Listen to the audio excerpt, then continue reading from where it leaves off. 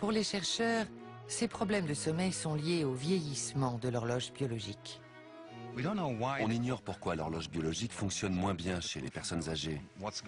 Mais la biologie nous apporte quelques indices. Le nombre de cellules cérébrales qui composent l'horloge reste inchangé, on n'en perd pas. Mais elles sont bien moins nombreuses à être actives. Au vieillissement de l'horloge biologique s'ajoute le moins bon état des yeux. La densité du cristallin, son épaisseur augmente. Il laisse entrer moins de lumière.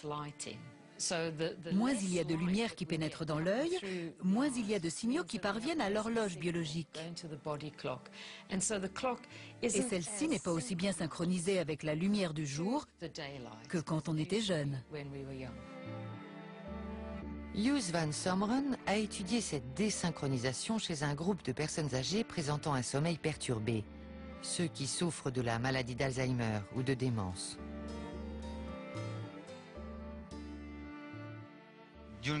La nuit, ils ont des périodes de sommeil assez courtes, rarement supérieures à 15 minutes. C'est un sommeil très fragmenté. Plus le sommeil est fragmenté, plus on note de symptômes dépressifs, d'agitation et d'irritabilité. Ça a énormément d'impact sur leur vie. Pour ce spécialiste, restaurer les rythmes naturels de l'horloge biologique permet d'améliorer le sommeil. Dans l'horloge biologique, les cellules sont toujours là, mais elles ne sont pas actives. On sait que la lumière active ces cellules et on s'est dit qu'on pourrait les réactiver en leur apportant plus de lumière. Il a changé les ampoules électriques dans des maisons de retraite pour que les personnes atteintes d'Alzheimer reçoivent jusqu'à 3 fois plus de lumière durant la journée. Puis, il a étudié leur sommeil, leur humeur, leurs performances cognitives et leurs activités quotidiennes sur une période de plus de 3 ans. Le résultat a dépassé toutes ses attentes. On s'attendait à des changements dans les rythmes de sommeil et d'éveil, mais il y a aussi eu des effets importants sur d'autres symptômes. Il y avait bien moins de symptômes dépressifs. Les capacités cognitives et la mémoire étaient améliorées. Et les gestes de la vie quotidienne, comme manger ou boutonner sa chemise, déclinaient beaucoup moins chez les malades exposés à une source de lumière supplémentaire. Cette liste impressionnante d'améliorations égale les résultats obtenus avec les médicaments actuellement prescrits pour la maladie d'Alzheimer. Les améliorations qu'apportent les médicaments sont comparables à celles obtenues par la luminothérapie. Mais les médicaments ont des effets secondaires, comme des nausées. D'autre part, la luminothérapie induit aussi une amélioration de l'humeur. Elle est donc aussi efficace que 2 médicaments différents, un pour les fonctions cognitives et la mémoire, l'autre pour l'humeur. C'est un important pas en avant dans le traitement de la maladie d'Alzheimer. Mais les autres personnes âgées peuvent elles aussi tirer profit de la lumière. Des études menées au Royaume-Uni testent l'effet de la lumière chez des gens âgés en bonne santé vivant chez eux.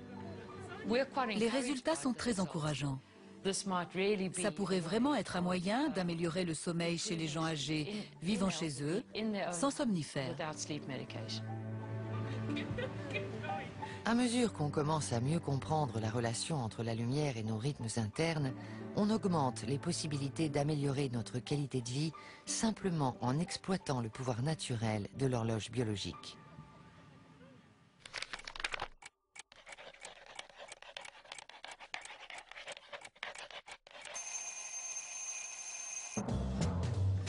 L'heure d'aller se coucher est passée depuis longtemps, mais certains pensent à tout sauf à dormir.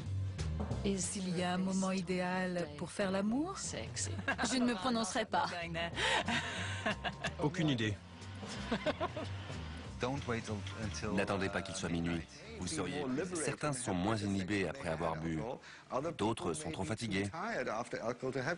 Alors comment savoir? Trouvez vous-même.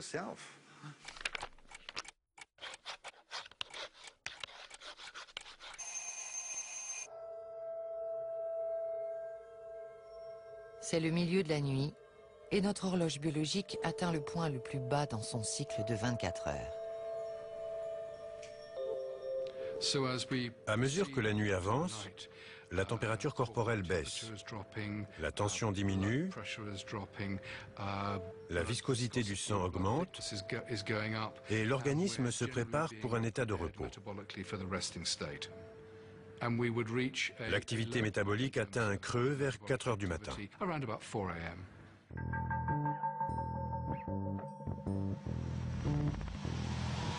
Même si notre métabolisme nous ordonne d'aller au lit, des millions d'entre nous sont au travail.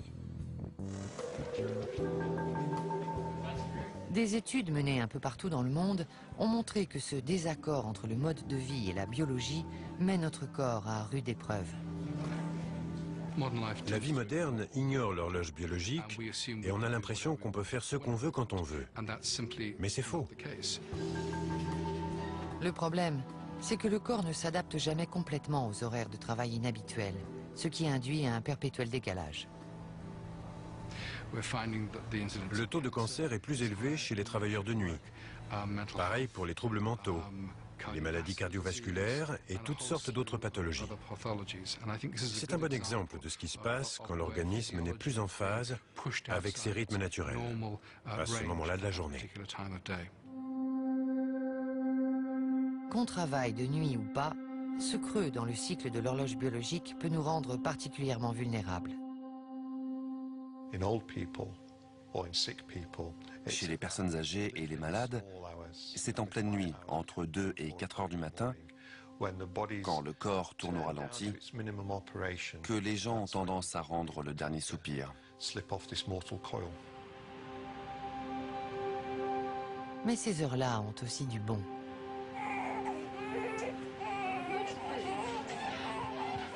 Plus fort, poussez plus fort.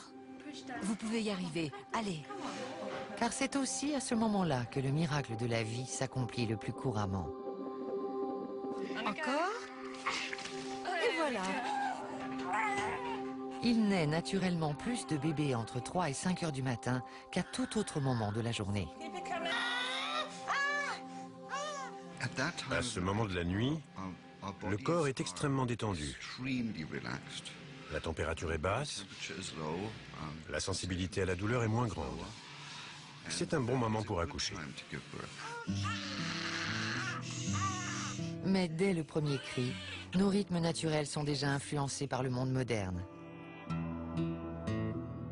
Alors que de plus en plus de femmes accouchent à l'hôpital et que les naissances font l'objet d'un interventionnisme croissant, ces bébés du petit matin deviennent moins nombreux.